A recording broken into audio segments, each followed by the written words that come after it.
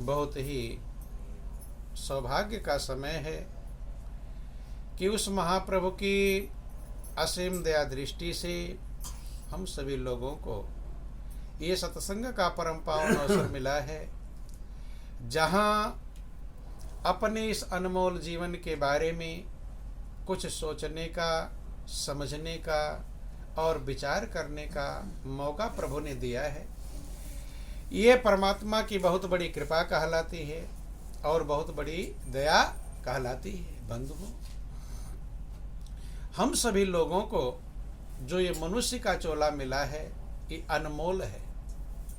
ये सृष्टि का सिरताज है, सृष्टि का सिरमौर है। देव दुर्लभ मनुष्य का चोला मिला, देवताओं को दुर्लभ है। लेकिन इस जिंदगी को पाकर कोई बिरला भाग्यशाली ही अपने जीवन की कीमत को समझ पाता है और अपने जीवन को आनंद मग्न कर पाता है। नहीं तो ज़्यादातर लोग रात दिन टेंशन में, चिंता में, बेचैनी में अपनी जिंदगी गुजार देते हैं।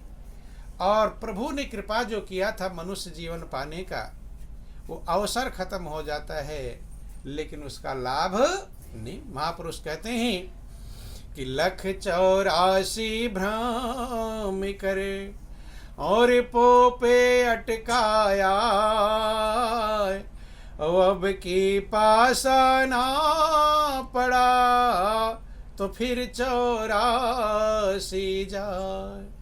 कि ऐ जीव, तू 84 लाख योनियों भटकते भटकते भटकते कभी प्रभु की कृपा से मनुष्य चोला पाया है, लेकिन अब की बार नहीं संभाल पाया तो फिर 84 लाख योनियों में चला जाएगा और फिर कब तक भटकता रहेगा, इसका कुछ ठिकाना नहीं।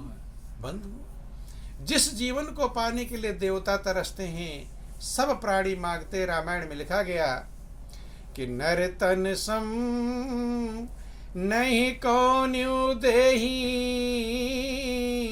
और जीव चराचर जाचत जेही। कि मनुष्य के जीवन के समान कोई जीवन नहीं, लेकिन इसी मनुष्य के जीवन को पाकर लोग क्या क्या कर रहे हैं, आप सब लोग देखते होंगे, जानते होंगे। देखो बंधुओं, ध्यान देना, पति पत्नी का रिश्ता सबसे गहरा रिश्ता कहलाता है दुनिया में। लेकिन आज देखना, आज गौर करके देखना कि कोई भी ऐसा दिखाई नहीं पड़ता जिसमें खींचातानी ना हो। कोई बिरला जोड़ा होगा जिसके अंदर प्रेम और सौहार्द की भावना होगी, नहीं तो खींचातानी, ईर्ष्या, द्वेष, तेरा मेरा चलता रहता। आज पेपर में आया कि आपके राजस्थान के जयपुर में ही एक 30 साल की लड़की थी, तो उसने अपनी शादी ठाकुर जी से की। किससे किया? ठाकुर जी से। अब क्यों ठाकुर जी से किया? उसी के साथ फेरा फेरा, उसी के साथ शादी हुआ। वो देख रही है दुनिया में शादी विवाह होता खुशी के लिए, लेकिन टेंशन, बेचैनी, कोई मर रहा है, कोई मार रहा है, कोई आत्महत्या कर रहा है, कोई कुछ कर रहा है, जो भी देखा होगा। तो उसने निर्णय ले लिया कि मैं शादी नहीं करूंगी। लेकिन घर वाले कब मानने वाले हैं कि लड़की सयानी हो गई तो शादी होना चाहिए है। अब सब प्रयास कर रहे हैं शादी का।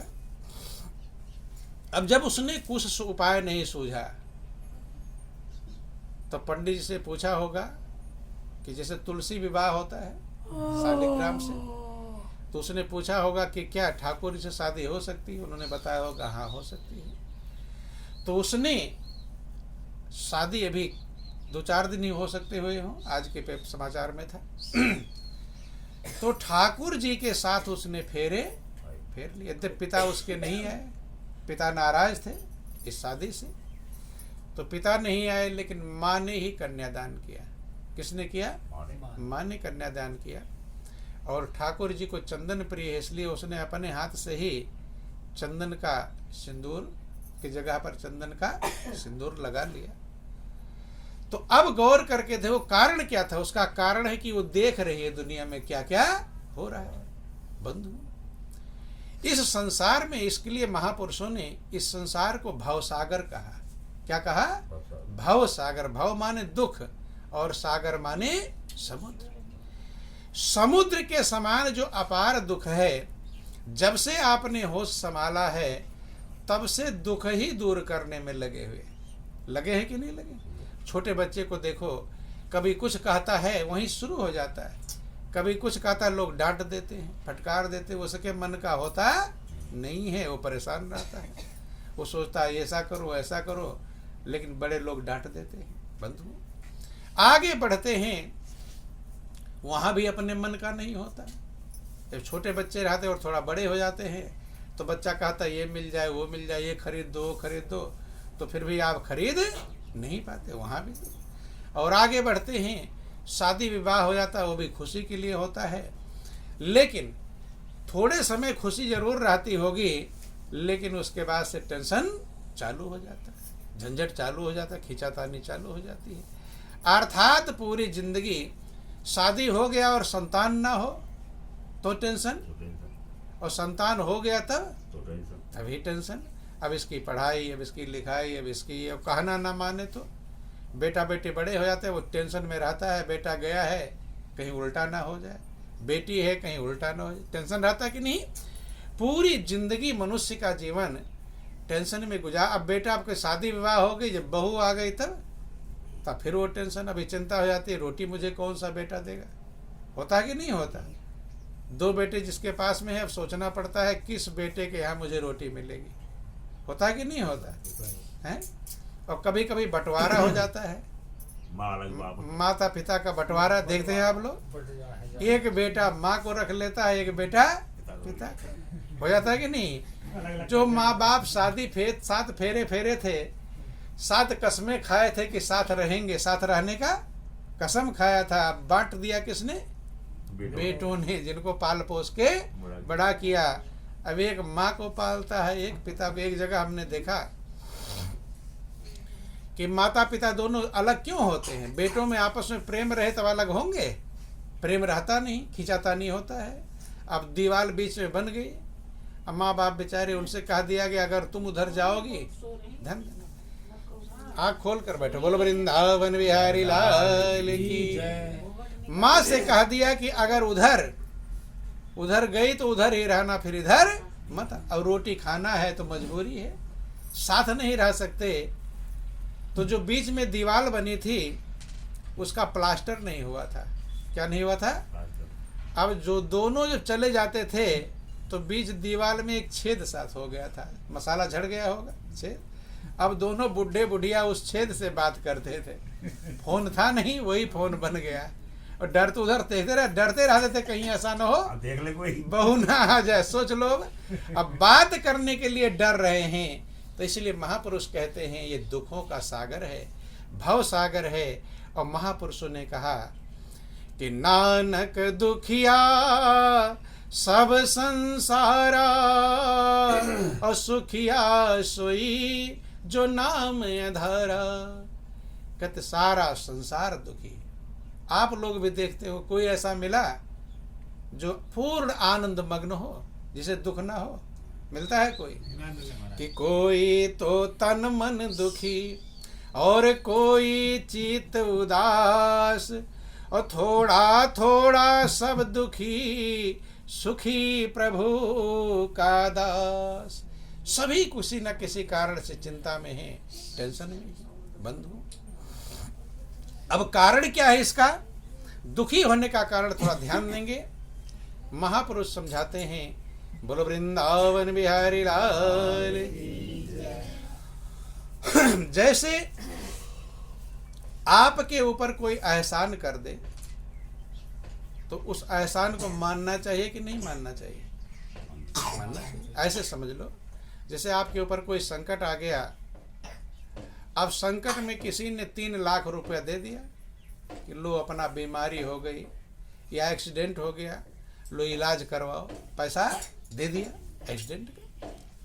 तो नियम क्या कहता है कि वो जो 3 लाख रुपया दिया है उसे ब्याज सहित लौटाना चाहिए। क्यों? क्योंकि अगर बैंक में रहता तो ब्याज मिलता नहीं, मिलता, आपको दिया है। चलो ऐसी मजबूरी आ गई कि ब्याज नहीं दे सकते, तो मूलधन तो दे ही देना चाहिए, अर्थात 3 लाख रुपया उसे लौटा ही देना चाहिए। अगर आपके पास ऐसी मजबूरी आ गई कि 3 लाख रुपया भी नहीं लौटा सकते, तो प्रेम मोहब्बत तो बनाए रखना चाहिए, नहीं रखना चाहिए है? और अगर प्रेम भी ना बना पाओ, फिर वो आ रहा है इस गली से जिसने 3 लाख संकट में दिया था, अब इस गली से आ रहा तो मुड़ गई इधर गली में, तो सही रहेगा? फिर सही नहीं रहेगा। उसे कृतज्ञ कहते हैं, किए गए उपकार को ना मानने वाला। यही हाल यहाँ है बंधु। हम सभी लोगों के ऊपर प्रभु ने जो उपकार किया है, क्या उसका बदला ब्याज सहित चुका सकते हैं? ब्याज सहित कौन कहे, मूलधन भी चुका सकते नहीं। जिस मालिक ने हमें अंधेरी काल कोठरी में रचा है, गढ़कर तैयार किया है, एक एक अंग सुंदर बनाए हैं, बनाया कि नहीं बनाया? आँख कान नाक हाथ पैर सुंदर बनाया, दिमाग की एक नस भी गड़बड़ कर दी होती तो पागल बनकर नाचते, नहीं है? गौर करना। बोलिए प्रेम से गुरुदेव महाराज की। सब कुछ बनाया है, आपको पालने के लिए माता पिता की व्यवस्था दिया, दिया कि नहीं दिया? सूरज चंद्रमा सितारे की व्यवस्था दिया, अन्न की व्यवस्था दिया, श्वास लेने के लिए हवा की व्यवस्था दिया, प्यास बुझाने के लिए पानी की व्यवस्था दिया, और अब भी आपके श्वास चला रहा है। चला रहा कि नहीं चला रहा? ये कम उपकार है परमात्मा के कि ज्यादा उपकार है कि नहीं? क्या कभी आपको विचार आया कि मुझे इस उपकार का बदला चुकाना चाहिए? चुकाते हैं? चुकाते हैं।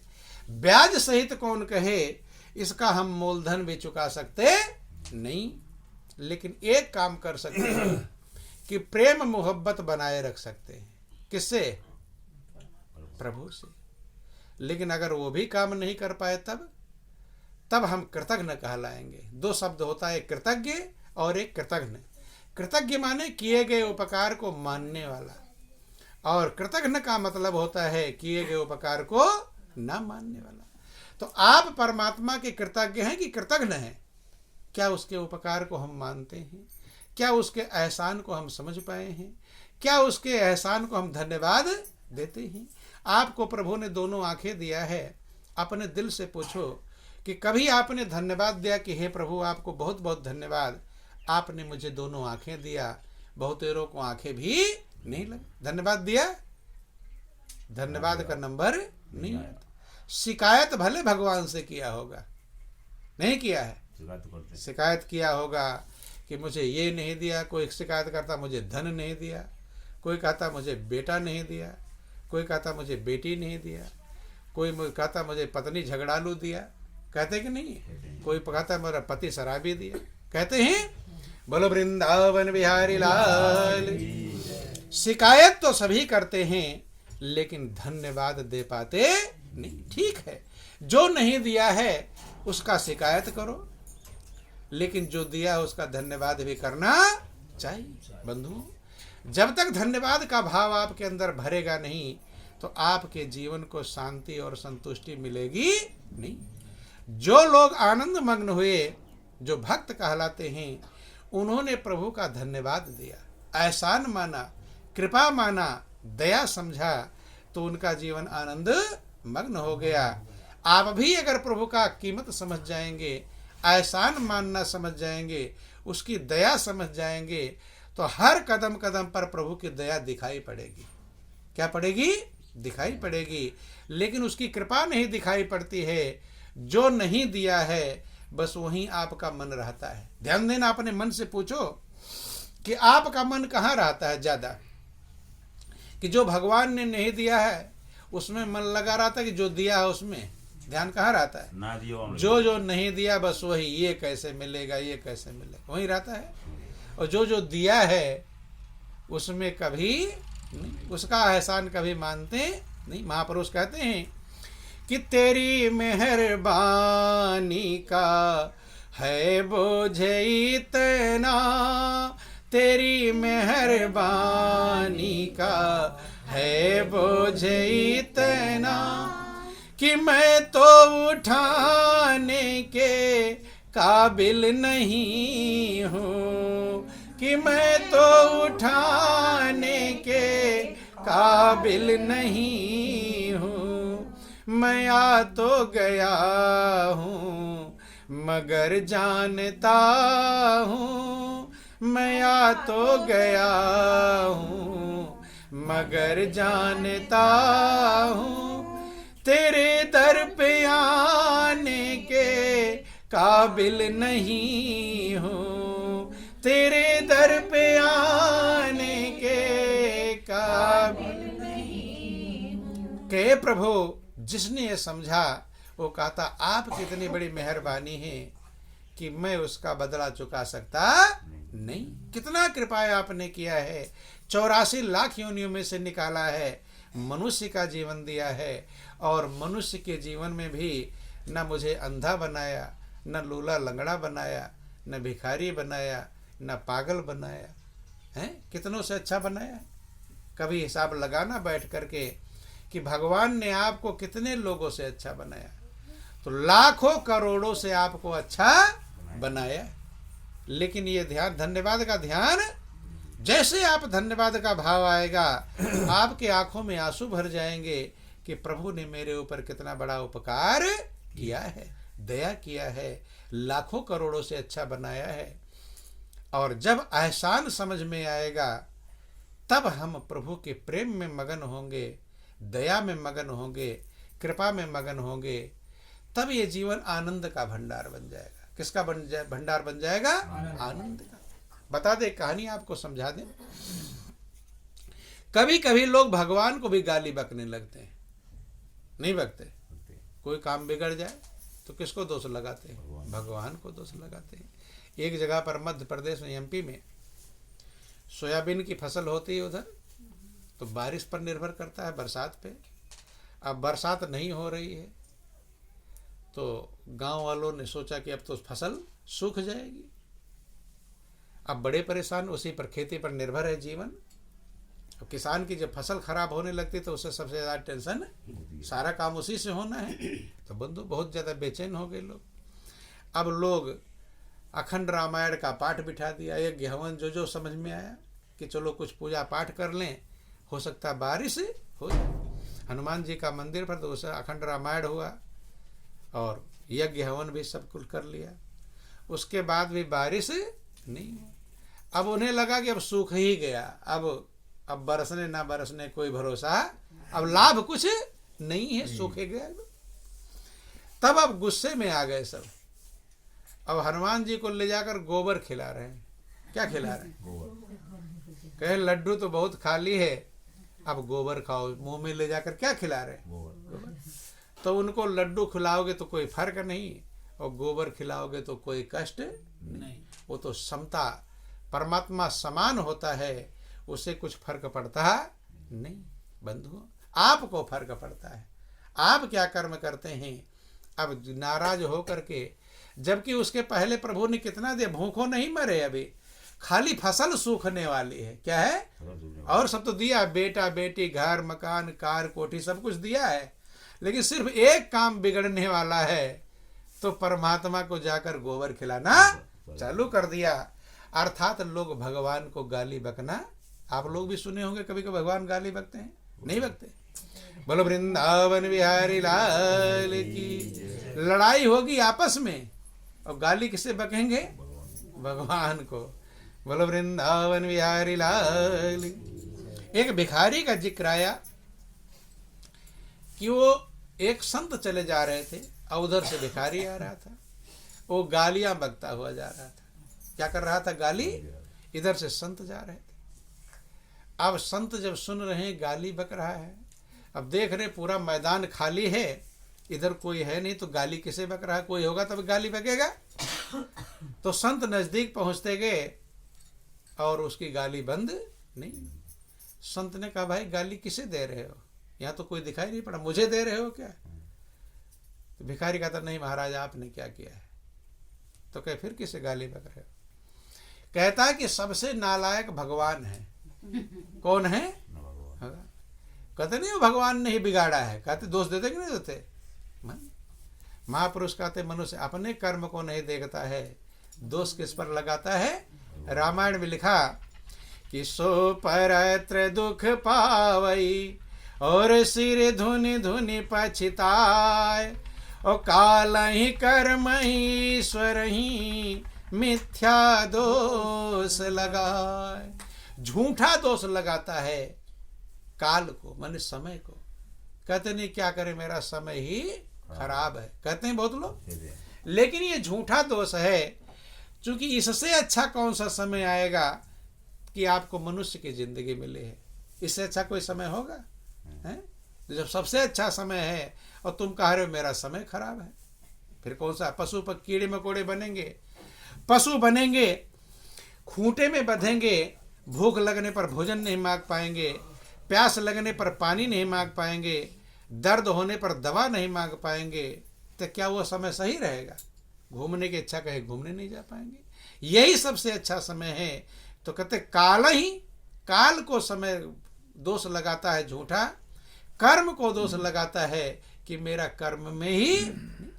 लेकिन मनुष्य अपने कर्म का निर्माता कहलाता है।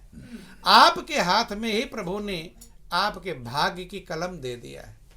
आप अपना भाग्य लिखो, जैसा अच्छा लिखना चाहो अच्छा लिखो, और बुरा लिखना चाहो बुरा लिखो। क्योंकि जैसा आप कर्म करेंगे वैसा ही भाग्य बन जाएगा। तो कर्म लिखने का अधिकार किसको है? आप ही को है। भाई विद्यार्थी कितना नंबर पाएगा ये किसके हाथ में? विद्यार्थी के हाथ में कि मास्टर के हाथ में? विद्यार्थी के। जितना लिखेगा उतना ही नंबर प्राप्त करेगा। ऐसे आपका भाग्य कैसा बनेगा? जैसा आप कर्म करेंगे। तो कर्म का दोष भी नहीं सही है, काल का दोष भी नहीं सही है, और ईश्वर का दोष सही नहीं है। ईश्वर ही मिथ्या दोष लगा, झूठा दोष लगाता है। क्योंकि परमात्मा ने आपको सबसे अच्छी जो कलाकारी भगवान की थी वही आपको बनाया है। मैंने भगवान जितना अच्छा से अच्छा बना सकता है वो मनुष्य को, किसको? मनुष्य सृष्टि का सिरताज है। आपको भेड़ बकरी नहीं बनाया, आपको सांप बिच्छू नहीं बनाया, आपको मनुष्य बनाया है। और फिर कह रहे ईश्वर का दोष है। भाई उसकी रचना में सबसे अच्छे आप हैं। तो महापुरुष झूठा दोष लगाता है। ऐसे वो भिखारी गालियां बकता हुआ जा रहा था, कहता कि सबसे नालायक भगवान है, भगवान से बुरा दुनिया में कोई। कि क्या किया भगवान ने? कहता न खाने को सही अन्न दिया, न पहनने को सही वस्त्र दिए, न रहने को सही व्यवस्था। अब संत समझ गए क्यों ये गाली बकता। संत ने कहा कि भाई चलो भगवान ने कुछ नहीं दिया, ठीक है, मैं तुझे 1 लाख रुपया देता हूं। कितना देता हूं? 1 लाख। तो पहले का 1 लाख ऐसे समझ लो जैसे आप आज का 1 करोड़, ठीक है। और आज 1 करोड़ किसी को दे दिया जाए तो छोटी मोटी गाड़ी भी हो जाए, घर मकान बन जाए, खाने पीने का सामान भी सामान्य मीडियम व्यवस्था हो जाएगी। जब उसने कहा, सुना, संत ने कहा कि मैं तुझे 1 लाख रुपए, तब कहता महाराज मैं आपके एहसान को जिंदगी भर नहीं भूलूंगा, जीवन भर आपके एहसान को मानूंगा। संत कहते लेकिन उसके बदले तो मुझे दोनों आंखें अपनी दे दे। क्या दे दे? दोनों आंखें। अब भिखारी सोच रहा है 1 लाख तो सुनकर खुश हुआ था, लेकिन कह रहे हैं कि उसके बदले क्या दे? दोनों आंखें दे। अब भिखारी विचार करने लगा, अगर आंखें दे दूंगा, आप विचार करो अपने मन में कि आपके पास सब कुछ रहे और खाली आंखें ना रहें तो कैसा रहेगा? सही रहेगा? आंख खाली एक चीज ना रहे तो ये सारा संसार आपके लिए अंधकार बन जाएगा। कितनी बड़ी समस्या खड़ी हो जाएगी। ना आप अपने बेटे को देख पाएंगे, ना बेटी को देख पाएंगे, हैं? न सुंदर फूलों को देख पाएंगे, न टीवी देख पाएंगे, न मोबाइल देख पाएंगे। लैट्रिन बाथरूम में भी कोई पकड़ कर ले जाएगा। अर्थात एक समस्या प्रभु दे दे, खाली आंख न दिया होता तो कितनी बड़ी समस्या वो कह नहीं सकते। वो तो समझ में तभी आता है जब सही में आंख ना हो। उसी को जिंदगी पूरी अंधकार में रहती है, सब लोग मगन रहते हैं, वो सोचता रहता है क्या हो रहा है। नहीं बंधुओं, भिखारी ने विचार किया आंखें अगर दे दूंगा तो कैसे चलूंगा फिरूंगा, दूसरा भी कोई नहीं डंडा पकड़ कर लेकर चले, हैं? और वो जो 1 लाख रुपया देंगे असली है कि नकली कैसे पहचानूंगा? आंख ही। कहता महाराज मैं आंखें देने को तैयार नहीं। कहते चल आंखें नहीं दे सकता है तो दोनों हाथ ही दे दे। अब हाथ भी कितना कीमती है, जितना कीमती आपको प्रभु ने बनाया है ये अभी खत्म होने लगे तब समझ में आएगा कितना कीमती है तो कीमत नहीं समझ पाते। और ने क्या बात है, बोलो वृंदावन बिहारी लाल की जय। आगे इतनी जगह बैठ पड़ी, आगे उमापति महादेव की। तो ध्यान देना, ध्यान करें, गौर करेंगे, बोलो वृंदावन बिहारी लाल की। बंधु तो ध्यान देना, जब संत ने कहा कि दोनों हाथे दे दो, हाथ, अब सोचने लगा हाथ ही नहीं रहेगा तो खाना कैसे खाऊंगा, हैं? चींटी भी पीठ पर बैठ जाएगी, हैं? तो कैसे हटाऊंगा। बंधु जिस जानवर की पूंछ कट जाती देखना, अब पूंछ ही से मक्खी उड़ाता है, अच्छा पूंछ नहीं रहती कितनी बड़ी, ऐसे से पूंछ को इधर उधर करता रहता लेकिन मक्खी हटा पाता। तो जितना प्रभु ने दिया है, एक एक अंग अनमोल दिया है, लेकिन हम उसकी कदर और कीमत समझ पाते। भिखारी सोचने लगा हाथ नहीं रहेगा, खाना कैसे खाऊंगा, कपड़े कैसे पहनूंगा, एक अंगुली में कभी थोड़ा सा घाव हो जाए तो एक हाथ से नहाना होता तो भी सही से नहीं नहा पाते। कभी कभी प्रैक्टिकल हो जाता है, अंगुली जरा सा कट जाए या कुछ हो जाए, डॉक्टर कैसे भिगाना मत। अब एक हाथ से नहा रहे तो सही से साबुन भी लग पाता नहीं। ये मालिक ने कृपा करके हर अंग पर मोड़ दिया है, हैं? अब हाथ में मोड़ ना दिया होता तो खाना खा लेते, सीधा रहता। तो परमात्मा ने कितनी दया करके कृपा करके एक एक अंगों को सुंदर बनाया है, लेकिन हम उसका एहसान समझ पाते नहीं। कहा महाराज हाथ भी नहीं दे पाऊंगा, कहा दोनों पैर ही दे दे। अब पैर देने के लिए कहा तो पैर भी समस्या, कैसे चलूंगा फिरूंगा, सारी बातें, उठ बैठ नहीं पाऊंगा, वो भी मना कर दिया। तो संत कहते 3 लाख हो गया। कितना हो गया? 3 लाख। और 3 अंग अभी गिनाया हूं, अभी फेफड़ा, गुर्दा, लीवर है, हाँ क्या क्या प्रभु ने लगा रखा है, कितनी मशीनें तुम्हारे अंदर लगा रखी हैं। किसी वैज्ञानिक ने कहा कि आपके अंदर जितना शरीर के अंदर काम हो रहा है, अगर इतना काम बाहर फैक्ट्री में करना पड़े तो 500 किलोमीटर की एरिया में वो फैक्ट्री लगानी पड़ेगी, तब जितना काम आपके शरीर के अंदर हो रहा है उतना काम होगा, लेकिन ये काम नहीं हो पाएगा, हैं? अगर ये जान जा आप खाना भोजन करते हो उसका खून बनता है, अगर डॉक्टर ये जान जाए भोजन से खून सीधे बनता है तो किसी के शरीर से खून निकालने की क्या जरूरत पड़ेगी, सीधे भोजन से डायरेक्ट खून बना लेंगे। लेकिन ये उनके अकल की बात नहीं। चारे से दूध कैसे बनता है ये गाय भैंस जानती है, ये वैज्ञानिक जान पाते नहीं। तो ध्यान देना बंधुओं, बोलो वृंदावन बिहारी लाल की जय, उमापति महादेव की जय।